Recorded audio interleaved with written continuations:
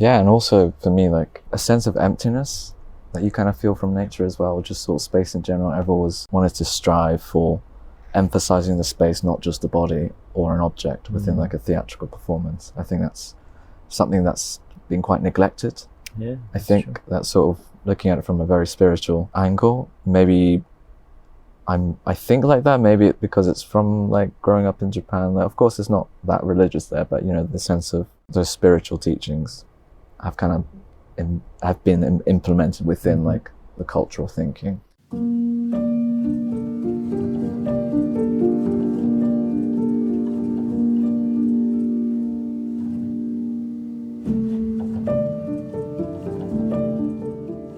Hello and welcome to another episode of the Blue Hour podcast, where we explore the minds and the worlds of visionary artists and creators. This week's episode is with Ken Nakajima. He's a friend that I met in London last summer, and we filmed this in this beautiful backyard. Had a very nice and flowy conversation that is very organic, and I love how it was heartfelt, heart-centered as well. So to give you a bit more of Ken's background, he's an interdisciplinary artist that works across theater, fashion, and contemporary performance.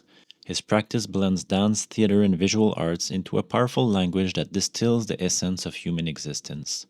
Drawing from both Western and Eastern mythology, he crafts archetypal narratives that explore iconoclasm, image, and philosophy, deconstructing the symbols that shape our collective consciousness. He is currently set to direct his debut film, I Don't Know How to Die, So I May Stay Forever, an evocative meditation on mortality that unfolds within the liminal space of soundstage. Conceived as an allegory for different forms of death, both literal and symbolic, the film continues his exploration of impermanence, myth-making, and the tension between presence and absence. And also worth mentioning, the art grant for visionary artists that is going to launch through Rose Umbra very soon.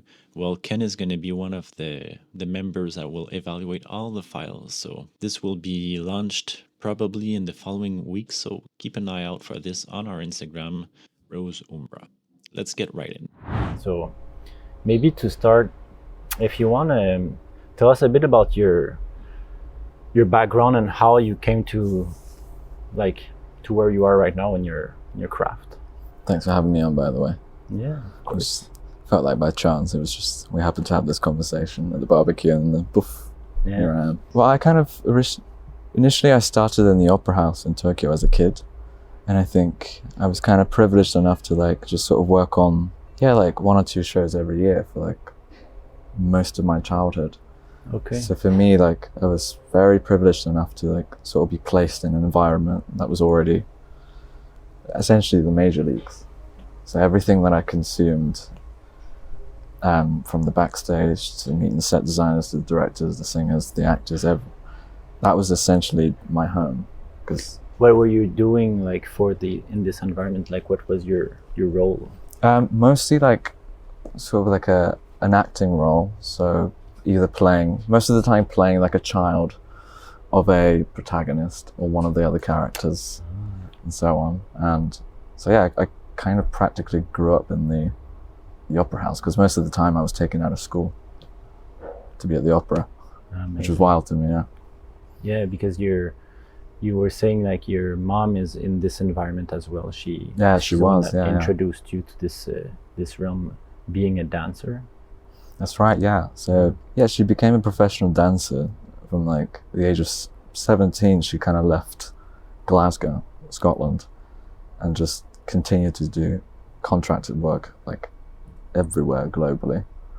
So she was always sort of away, and I think when you hear those stories growing up, I guess whether if it's something that was instilled in me from birth or whether if it was something that I kind of received from her stories, like that's something that's always been quite powerful for me to kind of work as much as everywhere I can, never sticking in one place. But then again, I still feel like I have to sort of build in one place, if that makes sense. Start there and then sort of branch out. Would you say like London is that spot that helped you emerge? Because you've been living here for how long now? Oh my God, maybe 12, 13 years now, maybe. Oh, okay. think, if my numbers are right. Mm-hmm. Yeah. I think London is a good place. I wouldn't say it's the permanent place. I'd say it's like a transitory place. It's where essentially, like, imagine like the customs where all these packages and like things come through from all across the world. It's sort of like that sort of meeting point.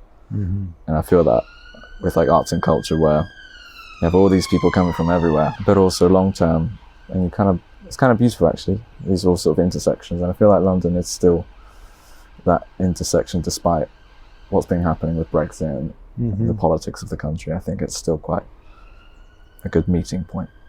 Yeah, like I don't know London like that. I know it's a very big international hub for arts. Even for as a painter, the Royal College of Arts is one of the most reputable art school in the world. That everyone wants to have a chance to study there with the great teachers they have. Yeah. But I didn't know it was also seen as like this kind of intersection. I mean, there's a lot. From what I know about London, it is a very energetically potent place. Mm-hmm. First of all, being an island, like there's always stuff moving around it, which I'm calling the oceans. Yeah. There is this this very mystical vibe to it that attracted many like secret societies throughout the ages. Mm-hmm. I've been here only for like a month or so, but I feel this creative energy being ingrained. Yeah. Of course, there's a level of like every country or city, there's with time different layers that stack on top of it. Mm-hmm. But on the root, like underneath everything, like I can sense that it is a good place to connect spiritually.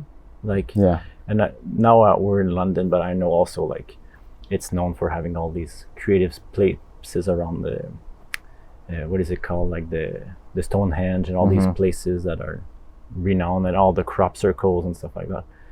So I do see that there's a connection between the arts and the spiritual like connection or energy of the land as well. And I guess why would you say, in your opinion, that people don't stick around that long here? Like it's a transitionary place. I think part of it, there's a sort of social political lens to it. I think that's a very prominent part of why people don't stay for long. But also, for me, I feel like it's been an intersection point in the sense that you meet someone from elsewhere and then you do something with them, or they go back and they actually have something for you somewhere else. Okay. So it just kind of expands into this network. Even like most of my friendship groups are very international. I think since leaving like high school or whatever, like since university onwards, like it's always been a very multicultural group of friends from everywhere.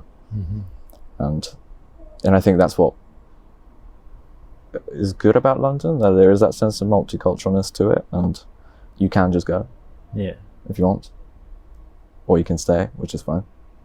And for me, I'm getting to that point where I'm like, I think it's my time to go. I think.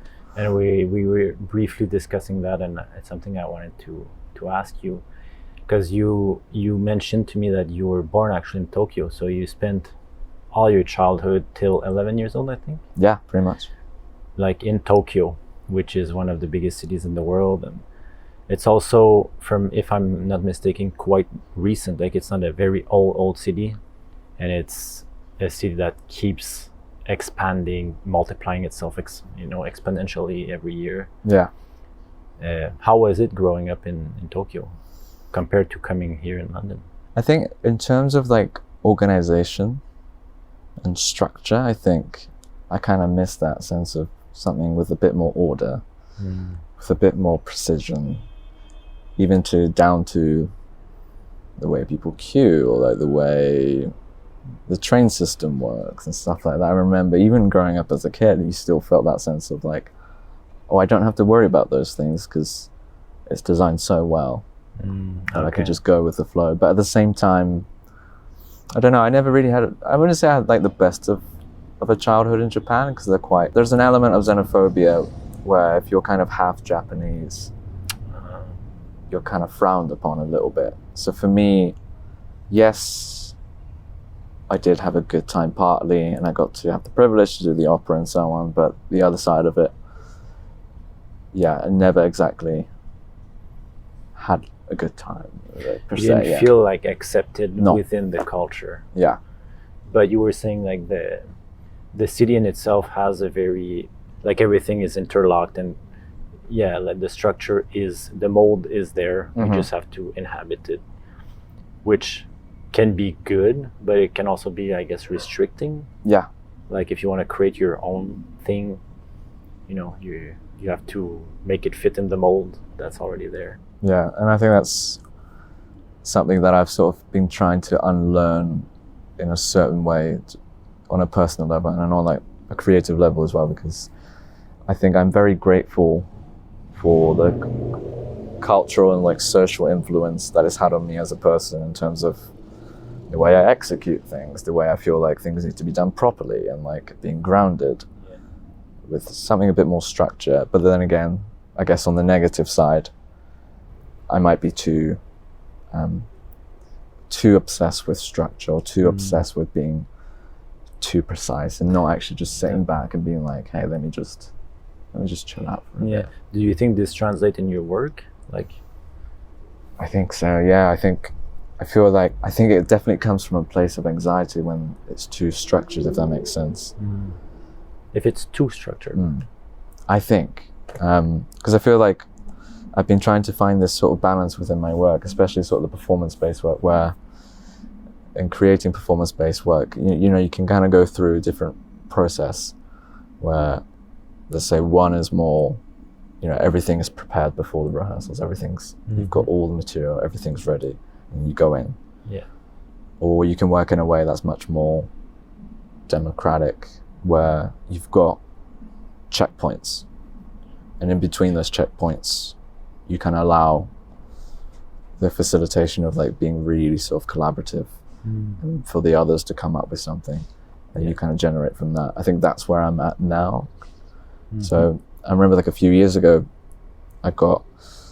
when I was finishing my MA, I thought it was a good idea to do 2 final shows back to back with like a month gap in between. And I kind of gave myself the risk of, okay, first show, let me work very collaborative, very democratic. I've got a few things, but let me just create with the group. Second show, I have everything from the beginning to the end, work within the system. And I think I found that sort of that middle space is probably the best for me, where it's a bit of a give and take, but also I kind of facilitate the give and take, if that makes sense. Yeah, it's interesting also relating to the tarot we just did, because it feels like this is the 2 polarities, like structure and like Jupiterian kind of openness and allowance, and they're both necessary to find this, you know, the card of peace, to find this center, because without structure, you're just like water that just follows the trends, follows gravity wherever it brings it. Sure. And if you're just like the cup just holds it, then there is no space for creativity to come through you, like for something bigger to come through. So it's like this push and pull of letting go, and then also wanting to control. Like they're both necessary. Yeah. But on the extremes, they both cause suffering. In one way, you get lost, and then you just don't know who you are, where you're at, and you know you were still living in the physical world that needs order. There is a natural order to things, and then the opposite, like too structured, like there's just one straight line, then you have to turn it, like it just becomes a bit boring and robotic. So it feels like I think it's great that you already have the chance to explore this, like on a practical level in your life. Like you're 25 now? 25, yeah. And you've already got the chance to have this very valuable experience that will, I'm sure, impregnate like into your work.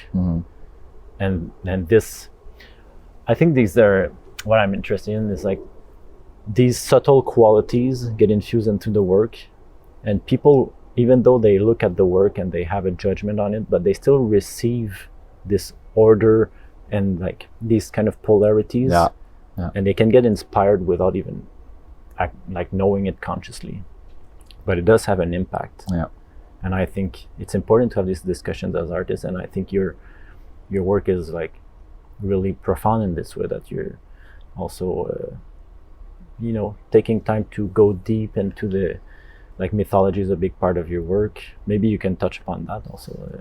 Yeah, for me, there was a point during my studies in my MA, I think even towards the end of my bachelor's, where I got really obsessed with sort of infusing archetypes or just the idea of adapting mythological tales in sort of like a contemporary sense.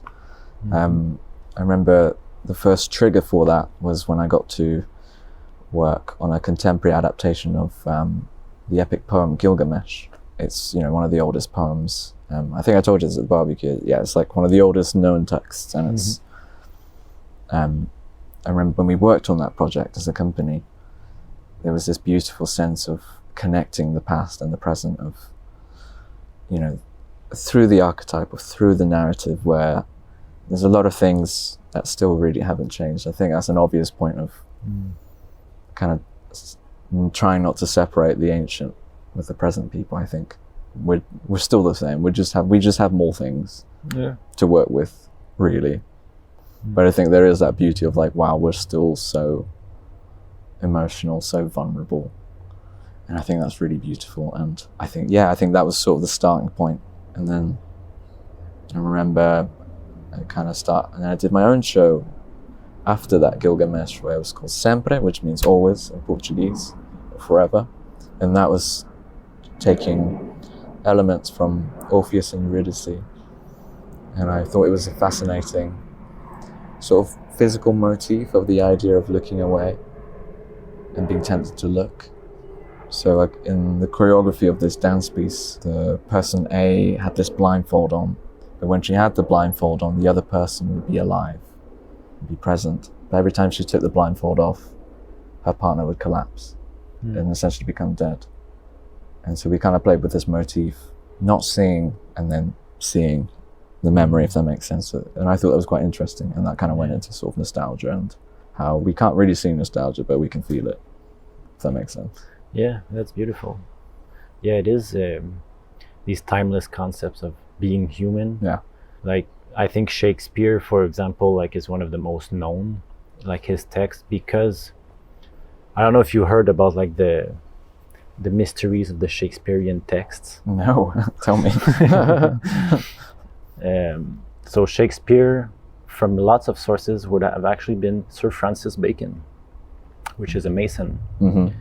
And there would actually be more than one name to Shakespeare. Shakespeare would be code for something else in numerology. It all kind of connects to why they would do that. And there was this really rich men that were Masons that had a very big purpose to encode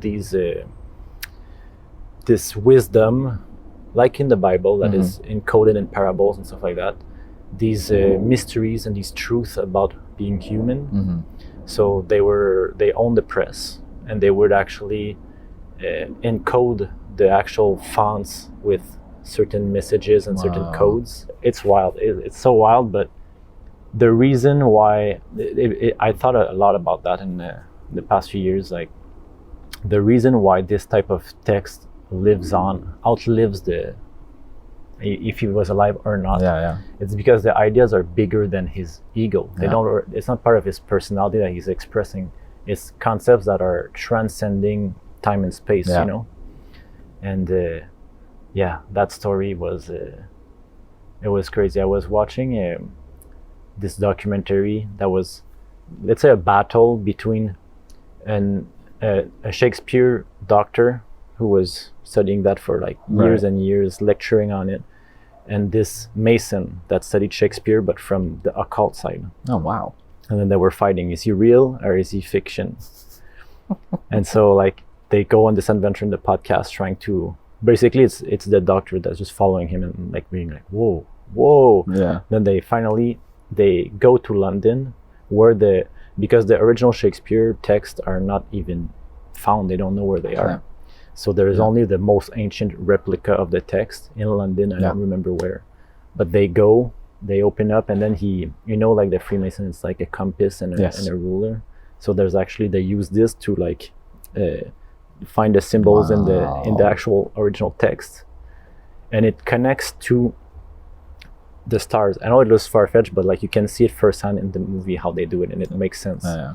So they overlap the stars as they were at that time with whatever map, and it creates like a point specifically, geographically, where there was like a mystery to be found that they had Jesus. encoded. So then they, in the documentary, both go to this island in the east coast of Canada. Right. It's called Oak Island. Okay. So they arrive there a bit like naively. They're like, that's where it is. It's a pretty small island. It's not like no one lives on it. It's a little parcel of land. And then they go on this land, and there's like all these bulldozers and like things, diggers and stuff like that. And then they ask like the people that are there what's going on this island. They're like, well, like we're actually filming a TV series. It's been 8 years about those mysteries, and they're finding treasures there as they're digging. Bloody hell. And it's been 8 years that they didn't find the final vault, because it's all really like engineered with booby traps. Like if they dig there, it breaks through something, and then water comes from the ocean and floods the tank with all the treasures, and then there's like this curse where like there needs to be 7 deaths before they Jesus. can find it. And apparently there's like legit 6 people that died trying to find it in the past 300 years. Bloody hell. So like it is, I don't know, there's an aura to these mysteries, but whether all of this is truthful or it's parcel of truth, I think, because they say the original Shakespearean text would be hidden in those vaults. Wow. But yeah, the idea is that there is these universal concepts or laws are encoded in those texts, and that's what lives on. And that's the same with mythology. Yeah. You know, these stories, they're still in our minds. All those big figures like Jesus Christ, like if he was real or not, who cares? He represents something, a beautiful virtue of self-sacrifice for the common good. And that's, I think, what we should like focus on more than like if he's real or not. Yeah, because there's this whole, like, even like with the ancient Greeks, there was this whole like debate on whether they actually believed the gods were on Olympus. And when you think about it, it doesn't really matter. Yeah. It's just, it's the oral tradition, but also like how these very sort of primal do's and don'ts have been replicated into these beautiful, elaborate stories. Like even there's this, this is a bit of a diversion, but there's this temple of Hades in Turkey, and underneath it there's this sort of cave, and it was known as like, that was an entry point into hell. It would be warnings, because they would say, oh, animals would die if you go in, you would die as well. And these scientists, I think it was about maybe 10, 20 years ago, they filmed this as well as a documentary where they actually went into the cave and they measured the chemical level and the gas level, and actually the cave was producing a very toxic gas. And it was actually killing animals. Yeah. And to the point where these scientists couldn't go any further, because they were like, actually, we would die.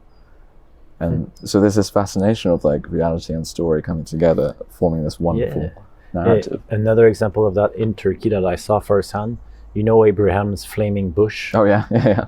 Well, I saw where it comes from. Like in the mountains, there's these eternal fires that have been lit up for hundreds and hundreds of years. Yes, It's like there's a leak of gas, and there's just a fire that burns constantly forever.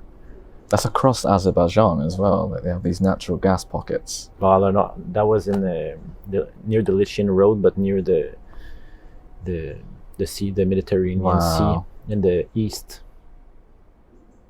Yeah, in the east of Turkey. That's beautiful. And then you're like, wow, so it was a true story. It's not just a fable, but you kind of impersonate, like whatever is in your consciousness at that time, you project it on your reality. Yeah. Which, again, if it's true for that person, like it is true. Like it doesn't mean it has to be true for everyone, but the essence of the story still is universal. You know, and that's why like in your chart too, you have a lot of planets in the 8th house, which is the subconscious. And the subconscious is where these kind of ideas exist and manifest into your reality. Yeah. So it's more relevant to study these sub-realities Yeah. that manifest into your perception and to what your consciousness can perceive, than studying what you're perceiving directly and being like, that's truth. Yeah. Like recently, like the Olympic ceremony, the first opening ceremony, like there was this big debate. Okay, is it the 12 disciples and the reenactment of Da Vinci's what is it called again? That painting, The Last Supper. The Last Supper, or is it this Greek myth that was painted by this painter in the 17th century, depicting like the marriage, the wedding of the god with a human. Yeah. And then like my first thought was like, it doesn't matter, like, because they were like pretending it was not the Last Supper. We would never have done that. It would have been like laughing at Christians and stuff. We would not do that. Yeah. But regardless of like if it was intentional or not, the angle they cropped reflected this reality in people's minds, meaning like it has whether it was it or not, it had this effect. It's immediate association. Yeah, me too. First thing I saw was that my girlfriend too, who doesn't know art for a long time, she's like, Last Supper. I'm like, right, it's there. Like, and they're like, no, because they kind of zoomed out and then there's more characters. I'm like, oh, it must not be that. But then doing my research, I saw this other painting. I'm like, okay, could be that. But regardless, no, the first idea is that. And I think at that level of organization, the person that set up this thing must be aware of it, if you framed it exactly like that it would be perceived this way.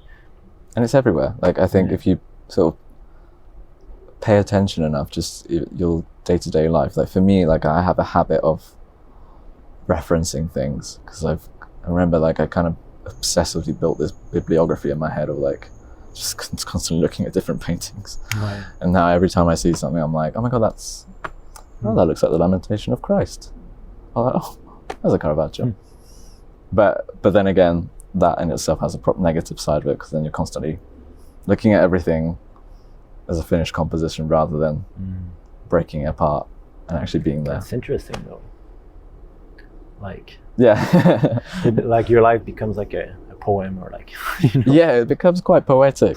But then it's so easy to get lost in the poetry. Yeah. And then you realize time's passed and you're like, oh, actually, I could have enjoyed that personal moment as a personal moment rather than me, for example, looking at you. I'm like, oh, I can see so-and-so.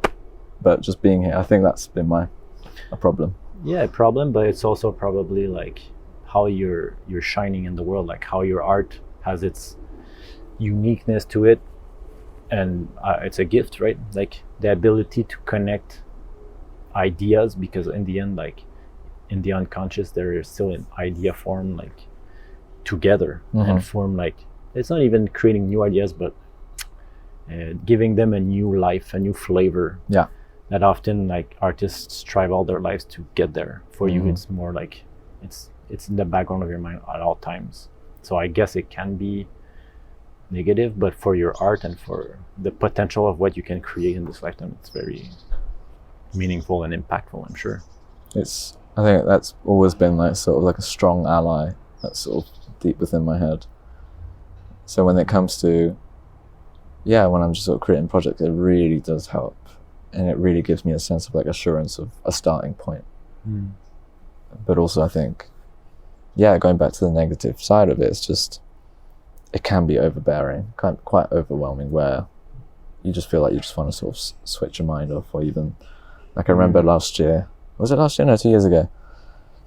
I had a bit of a burnt out, and then I can't remember what it was exactly, but I saw someone sort of unintentionally replicating the head of Medusa by Caravaggio with the screen, and I was just like, and it just, in a way, it was just being like, I felt like it was kind of speaking to me, be like, do something with this image.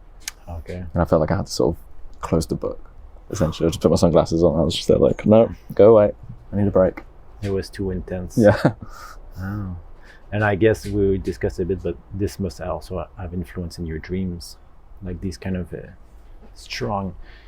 Like basically, I looked at your chart and your sun, and it was Saturn in Aries in the 8th house, but aspected by Mars, which means like a lot of powerful fire is like the only element that produces light. Yeah. And you have the sun and Mars, which are like the source of fire and the movement of fire is like Mars, both in the house of the unconscious. So there is a lot of movement like that is coming through you. Like, so yeah, it can be overwhelming, and sometimes you get tricked. Like you look at something and then you see like, in some ways it's like you have two lenses on it at the same time. Yeah. You have like the lens and then the mirror that brings it back. Yeah. Everything becomes a subject. And it's quite beautiful. So yeah, I'm sure that there would be so many artists that would find so much value to be able to think this way and learn to see life this way. Yeah. Because then your life becomes alive. Not your life and your art becomes alive. Yeah. Instead of just being a bit unconscious projections, you understand the essence of art, which is ideas. Yeah. And how to program to these archetypes. And I mean, what makes some people that do marketing so good at it is because they understand that. They implant an idea with a product that will reflect certain qualities. Yeah. They put it in your face, and then you're like, whoa, I want this product. But you think it's because of the product, but no, it's because of the idea behind the product. Yeah. In this same way, this is the negative side, because you're being manipulated to buy something you don't need. But the good side is you can create art with so much beautiful value that you will see the art and you're inspired then to continue on your own journey with more tools. See, that's like the power of art that for sure you could like. I think so. Yeah. I think so. And I think that's what you said about as well, mentorship, or like even just a sense of like consulting, because I feel like, I don't know, I'm not within the boundaries of just what I do. Like I've always had a sense of, I have something to say for everything. And I've been fortunate to have friends being like from different parts of the sector being like, hey, can you just come in for a day, or like, can you just have a chat with me? Like, what do you think about this idea? Yeah, to process things. To process it. And then I'm very sort of grateful to be in that position to be like, yeah, well, even though I'm way off from what you're doing, even if it's classical music or whatever, I'm just there like, that sounds nice, but I'm not sure about that next note there, even though I have no idea. Yeah. You know, the real technicalities of certain aspects of the art. Yeah, I guess the big shift must have been when you learn to trust that kind of intuition. Because sometimes it's hard to like, oh, that note doesn't feel out of place, but who am I to tell them? But like with time and reinforcement, you know that it's tapping into something you maybe don't know what. Yeah. So like to trust to say it is like one big step as well. Yeah. And I think I've sort of grown into becoming more vocal about it. Of course, you know, there's certain social situations where it's not like you can't really say it, it's not the right time to say it. And I think I'm always quite an advocate for, if I have something to say, I'll say it. If I don't, I'm not going to say it. Yeah. So sometimes I might just sit there in silence. But yeah. Silence is the answer to many questions. What are you currently working on? So I'm working on a new theatrical performance called Seeking Shadows. It's been in the workings for maybe 4 or 5 years, and definitely sort of readapting and rebirthing itself constantly. Because I feel like the first concept of that show, I had too many ideas for it at the beginning 4 years ago. But those ideas branched out into their own sort of productions and projects throughout the years. And so for me, finally, this is like a point where I actually have an answer to this project and be like, this is what I want to do for you. And I felt like it's sort of agreed, and I'm sort of sitting at the table now. But essentially, I'm quite inspired by the Japanese sort of salarymen culture, which are the sort of corporate working men and women. Something that I grew up watching and seeing and observing, you know, like the Japanese businessmen and women just sort of collapsed on the streets, but they're sleeping, they'll just sleep anywhere in this over-exhausted system that they're immersed themselves in. So I was quite interested on the ideas of not necessarily that sort of specific thing, but mostly about exhaustion as a theme, death as a theme, and even this terminology has come out since like the 80s or maybe the early 70s, where it's called karoshi, which means overworked death, where certain people who work in certain sectors in Japan actually die from exhaustion and working, and worst case scenario, suicide as well. So it was kind of interesting, that topic of what does it mean to overwork ourselves to death, and what does that look like? And then what is work? What is work? What is work? I don't know.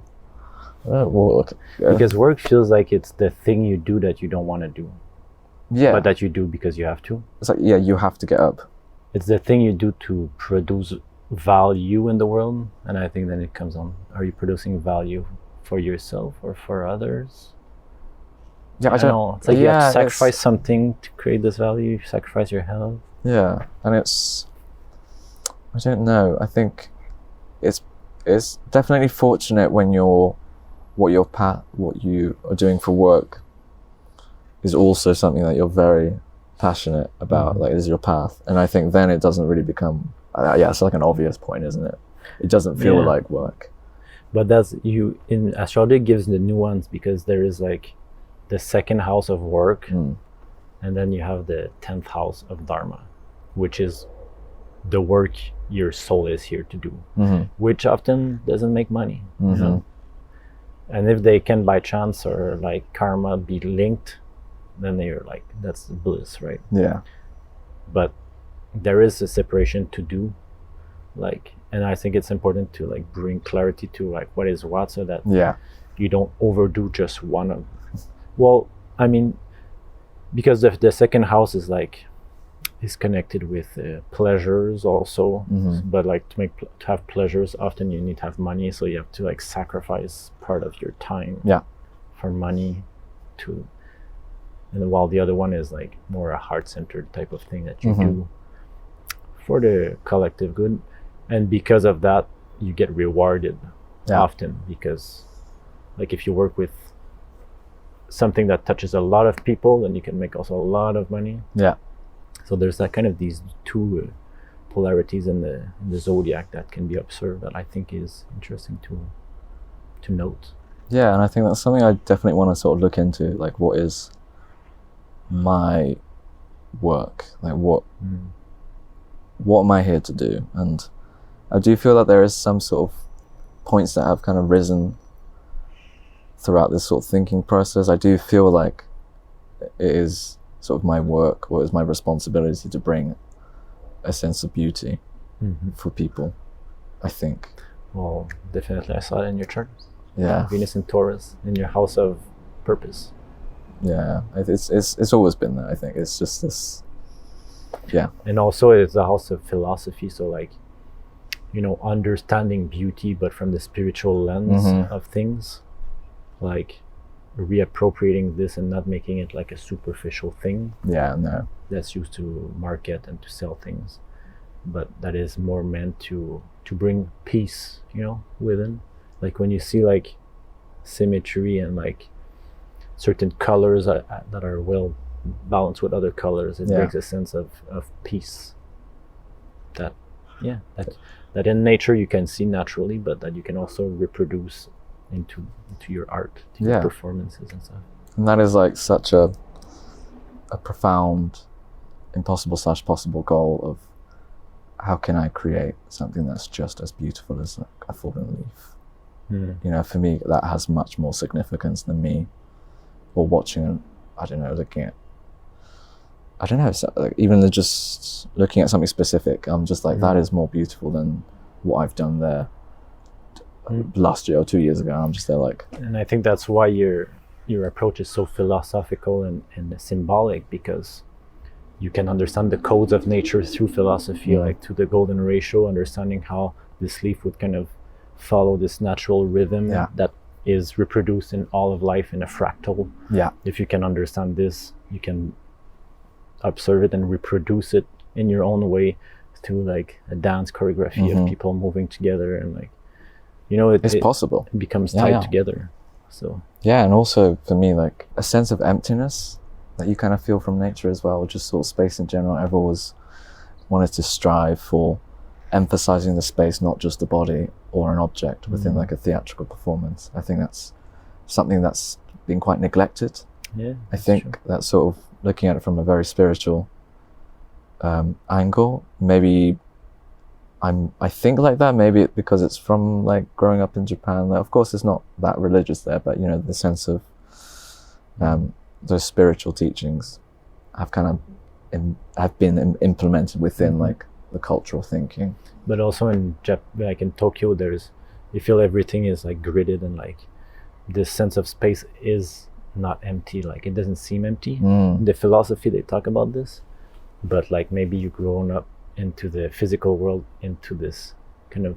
And again, I was wanting to come back to that Aperture edition of the photography magazine that was about Tokyo, and it was about what defined Tokyo according to this little essay was the non-lieu in French, the non-location. Like it feels like it's not a location. And a lot of art talks about this place that's not a place, that doesn't feel like a place. So it's a place, but it feels like, again, it's just empty space that has been filled, like kind of has no specific flavor to it. Yeah. And that's what they kind of wrapped it up as, through all these artists' work. And I think that's perfect, like as a description, and definitely connects with sort of like the spiritual thinking. Like, I'm thinking about, there's this thing called ma in Japanese, which you might know, it kind of translates into negative space. Okay. It's about emphasizing the space, not just the thing that's within the space. What is the negative space? And like that's been a big part of my own work in the past year, is observing this, because it is the feminine principle that has been neglected in the past 2,000 plus years. We're focused on shape, especially phallic shapes, skyscrapers, stuff like that. Yeah. But we neglect this negative space that receives and that births everything, that creates everything. Yeah. And I have noticed that in a lot of visionary artists, such as yourself, this theme is coming through to be explored and brought to the surface and shared, because it is a big part of why we feel disconnected from this outer world, because we're only focusing on shape and not the absence of shape, which is the inside the mind, the moon, and the rebalancing that is necessary for humanity to evolve its consciousness into the next level, is what we're experiencing collectively now. And so I sense artists channeling this more and more, and that's very cool that it came up like this.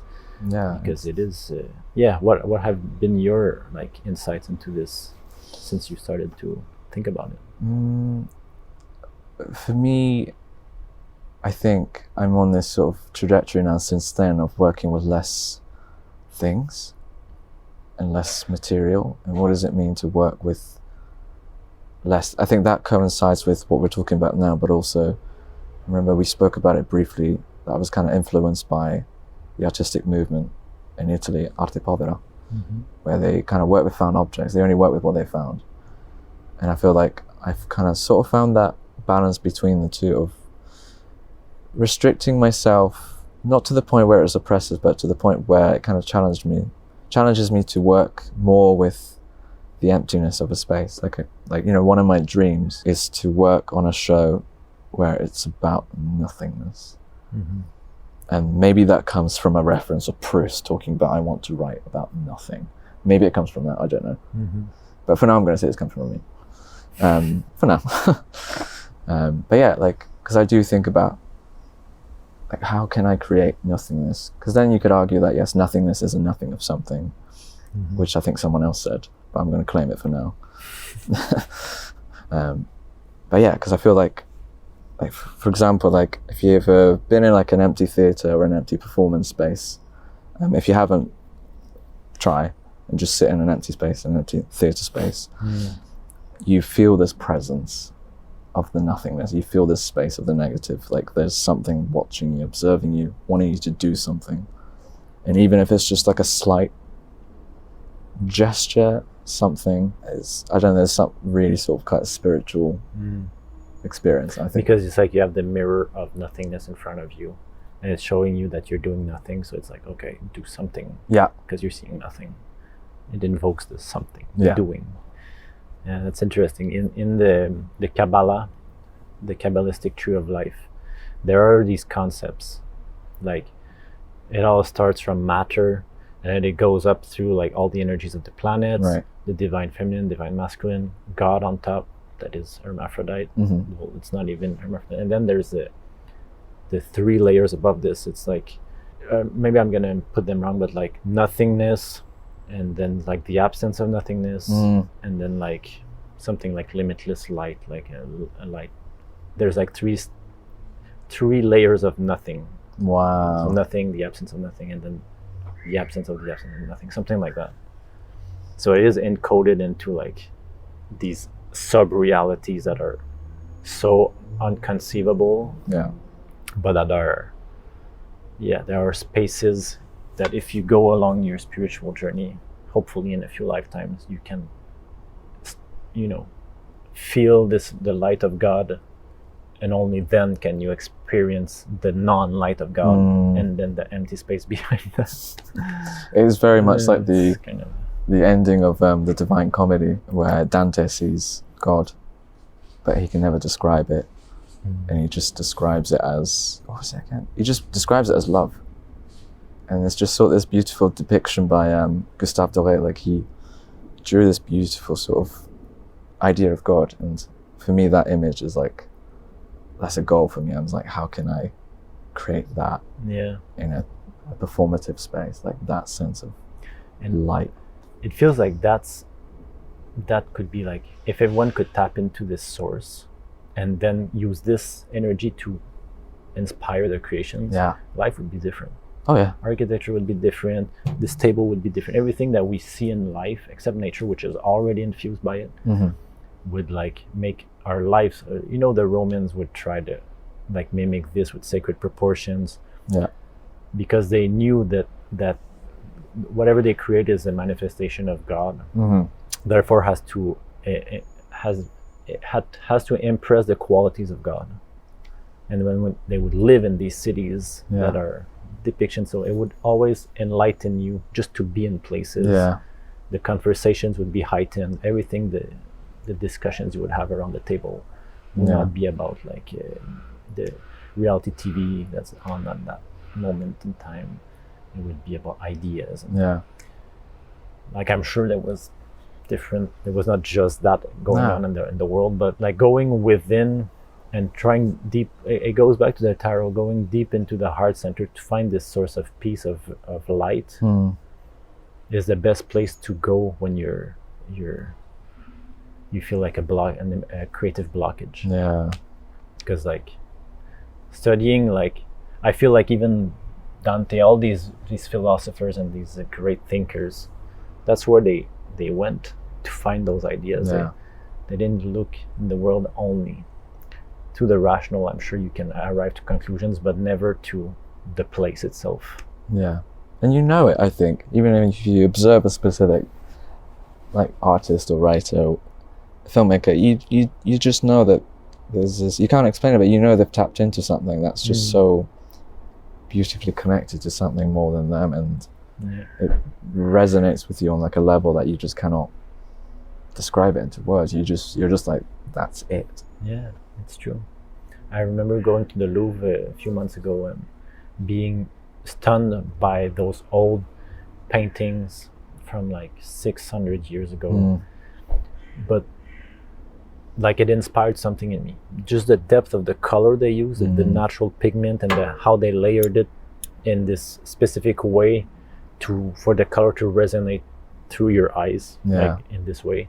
There's something spiritual, metaphysical, and transcendental in how they did that.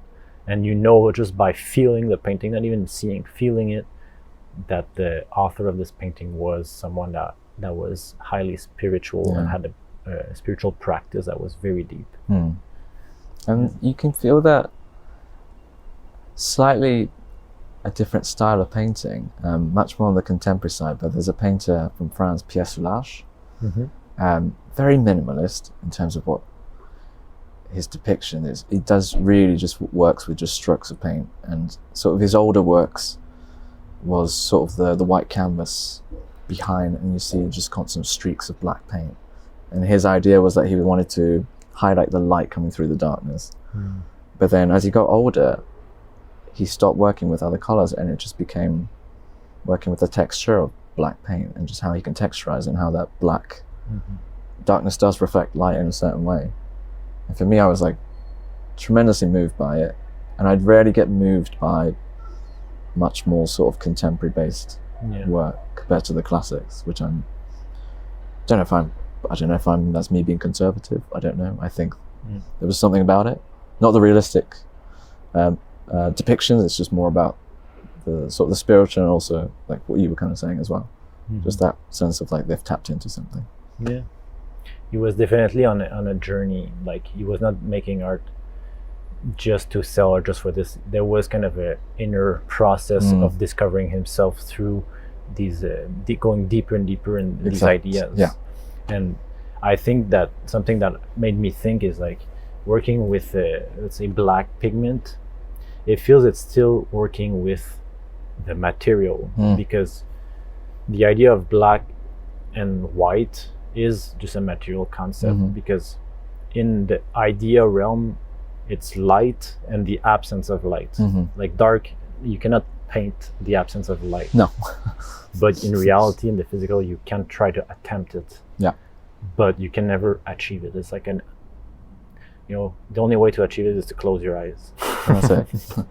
Or die. Yeah, or die, and then explore these realities. Yeah.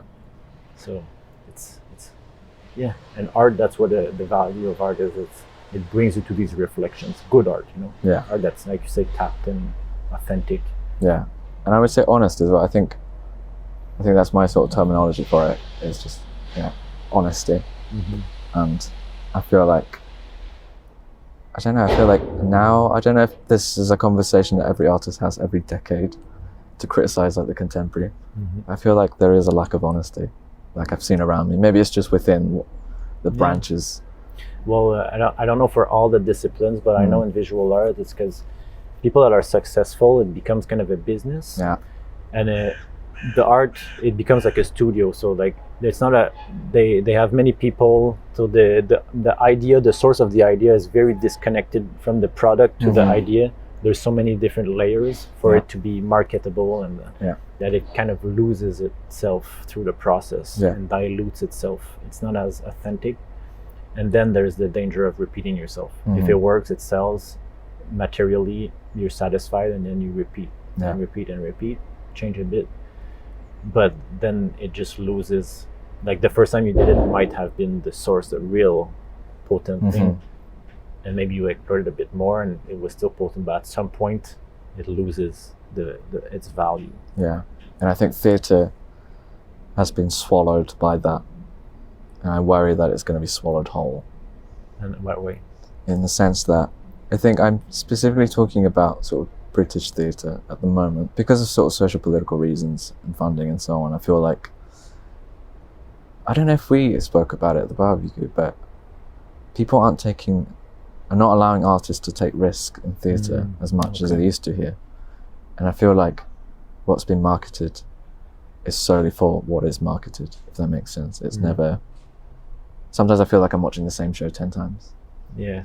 And it's kind of heartbreaking when you see amazing people and you're like, damn it. And that's the danger, like that all artists face, is like the struggle of, do I fully embrace who I am in all the nuances, or I do it half and I half like fit in the mold that's created that I know it's gonna work and people want to see. It's like this kind of balance that I personally struggled as well, like knowing like I can create an object of beauty that people want to collect. Yeah. I can paint, I know what's beautiful, but do I want to do that? Or do I want to just have my own exploration and use art as a way for introspection and deepening my understanding of myself and the collective?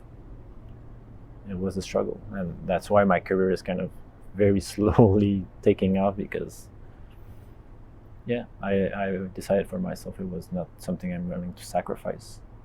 And I think it's necessary for some people, especially if they have Venus in their second house, it becomes their source of income. So, and there's nothing wrong with that. But art in its essence, is about spirit, it's about fire, it's about passion, it's about finding truth and expressing it. Like Dionysian sort of way of approaching. I think Nietzsche spoke about the Dionysian and Apollonian. Okay. The Dionysian in the sense that it comes from a pure place of passion and fire, Whereas the Apollonia is much more sort of the intellect. It's structured. There's a lot of that too. Yeah. Intellectual art, like. I'm like wishy-washy with it sometimes. Sometimes I'm like, good for you. Yeah. For me, I'm like, I don't feel a thing. I'm sorry. Exactly. There is this, but again, that talks about the dichotomy we're living in: the over masculine intellect versus the feeling heart that's been pushed down. Yeah. And we see the product that, like in the art world, it's a manifestation of that. Yeah. 100% agree. So yeah, but I realize that, or recognize that there is a shift coming, like from this repression towards something new, like in the artists that are coming up. Have you noticed that in your field? I feel that there is like a sense of hope returning back to us, or that we're finding our grounding again. Because I feel like what happens in the world does hugely reflect and affect what happens to us in terms of how we can approach and navigate within the system. And I think now I do see things like evolving and ways of evolving and ways of seeing. That's becoming much more unique. And I see that even in this country. In what way? Yeah. In what way? Like what examples do you have? I think, let me think. I say even with fashion, like for example, I'm not like the best sort of talker for what's happening in fashion in London, but I feel like there is a rise of sort of very, very individual and unique fashion designers and collectives that are forming. And you can see from what their collection is like, oh, that's them. And even with theatre, I feel like there is a sense of people just being absolutely just sick of just conforming to a certain system, that people are sort of branching out and starting their own collectives, or like creating ways of theatre they probably never have before, and approaching it from that angle, which is really nice. I don't think I can give you like sort of really, but it's like, but I can tell you, it's, you feel something is shifting in the but way why people create, but maybe not quick enough. That's why, like, through these kind of conversations, like it can just, someone picks it up and it just creates a mirror for 1 second where you're like, oh yeah, puts stuff in perspective, and it accelerates. It's by talking about it, making it a thing. That's how I think you can accelerate and have an impact. I like the patience sometimes, I think. I really do. You like the patience, or you lack the patience? I think I lack the patience sometimes. I am patient, but then when it comes to things like this, I'm like, there's a part of me that's still like, oh, come on. But also because you've been in this not spiritual, but this kind of artistic realm for so long. Like at 25, like I was starting, I was starting my career.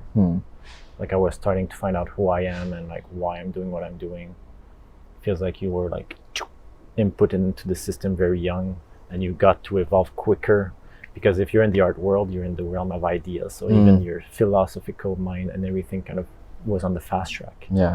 But I would say like it's harder to translate your own language when it comes to that point, I feel like, because I feel like from a young age just being imbued with like, even like starting in the opera, for Christ's sake, at like age 4, age 5, that's wild. Well, like, should I have been exposed to that as a child? Yes, great, super. But then for me, when you're exposed to something so grand, it just kind of stays with you for so many years. And I remember being really frustrated growing up, because I was like, I know I've got this, but I just can't translate that. But also what it makes me think and feel is like, it also brings you into something very serious, very big, very young. We're like, okay, I'm into a system, like I'm in, like at the age where you want to like explore and create your own systems and learn how the world works. You're input into this serious system, structured. So that kind of infuses also perhaps the rest of your life till now, like. Yeah, and I think so. And I think that's what I'm starting to do now, is to be able to sort of pull myself away from that. And it's like, and try not to worry about what I'm going to produce, and just be like, well, you've got a lot in your head already. Just start making those mistakes. Because I am young-ish. But I think my ambitions surpass like my age, if that makes sense. Yeah. I don't know. No, I can see that. But like you were saying, this year has been a bit of like helping you distance yourself a little bit to process all the stuff that perhaps by being overly ambitious you cannot go do like and process the small things, the small nuance, the small energies that come up throughout the day-to-day, that at some point you're confronted with in life kind of has given you a breather, like to just I think so. space to explore this and refine your essence almost, right? Yeah, I think I'm getting used to it. It feels weird. Like I remember I just felt quite alien to do normal things like going for a walk, going to the market, or just doing these very ordinary things. I remember at the beginning I was just like, this is not me. Like it's too slow. Yeah, why am I buying this? Why am I buying a piece of fruit from here? I'm just like, no, I should be in a space, in a studio somewhere. Yeah.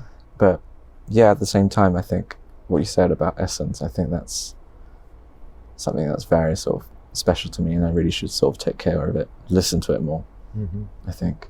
And I'm sure this will, like the act of slowing down and doing more common things, is also like you will find the beauty in that, and I'm sure it will kind of rebalance the hyper like focus on like career and like all those big ideas, big concepts, philosophy. Sometimes this, like you were saying, going back to the simplicity of the leaf falling and the stuff that if you're out at the opera every day, all day working, you don't have time to go sit by a tree and watch it fall. And so like harmonizing both aspects of life, which are part of our humanness, right? Yeah. Kind of will create something even grander than just one aspect, Yeah, and I'm condemned. And I think as humans we're condemned to kind of exist within that polarity of those very sort of contrasting things. And yeah, I think eventually I'll find that balance. Yeah. Well, it's a good time. We're here filming this podcast and the sound under beautiful. This weird background. Taking time to process things in front of 3 cameras. Maybe to end, is there something you wish to share, like something that you feel like is authentic, something you've felt recently that you think is important for you to share, that has value for? Yeah, I think kind of what we were kind of discussing earlier when we were kindly doing my cards. I think it's about trusting the intuition, developing the intuition to just do, and try not to sort of be overcasted by too much doubt and too much I don't know, water, as you were saying. Yeah. What's the word? Diluting? Yeah. Try not to be like so overwhelmed by that dilution. I don't know if that's a top word. And just sort of strike, but also finding that balance between the fire and the water. I think that's the main thing for me to strive for, I think. And I feel it. And I do feel like there is a sense of a rise in me now where I can see things coming at me and I'm getting excited about it. And I feel like there is a sense of a return of Ken, in a sense. Yeah, so, yeah.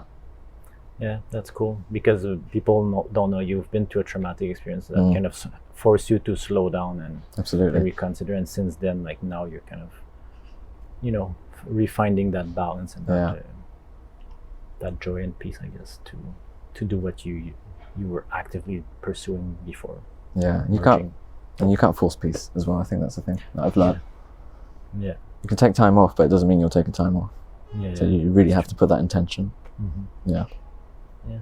Intention is the secret to everything. For sure. Yeah. So, and is there? Do you want to leave people with like your website, Instagram, where people can find your work and research you? Yeah, sure. So my Instagram is kxn.nak, and then my website is k.nakajima.com. Yeah. So I don't know. I can just plug in my show as well. Yeah. So Seeking Shadows. If you're in London, 2nd of November, Time's still to be confirmed, but it's at Rich Mix in Shoreditch on the 2nd of November, Saturday. Cool. Just send me the links. I'll put them on the description. Absolutely. As well. Yeah, for sure. This was a real pleasure. Thank you so much. Pick your mind of all these deep topics, and yeah, I'm excited for the audience to discover your work and be inspired by it as well. So, thank you for the platform. Appreciate it. Thank you guys for watching. Hope you enjoyed this episode. If you did, don't forget to like and subscribe to follow the page. It really helps a lot to help grow the channel. Don't forget to go follow Ken on his socials as well. And also, I wanted to share that I have my own vlog now on art. So you see this painting in the background. I'm sharing my spiritual journey as I'm painting it. So I'll link this in the description below as well. And keep an eye out for the grant for visionary artists and creators, but I'll give you more details in the next podcast and on my Instagram at Rose Umbra. So, see you.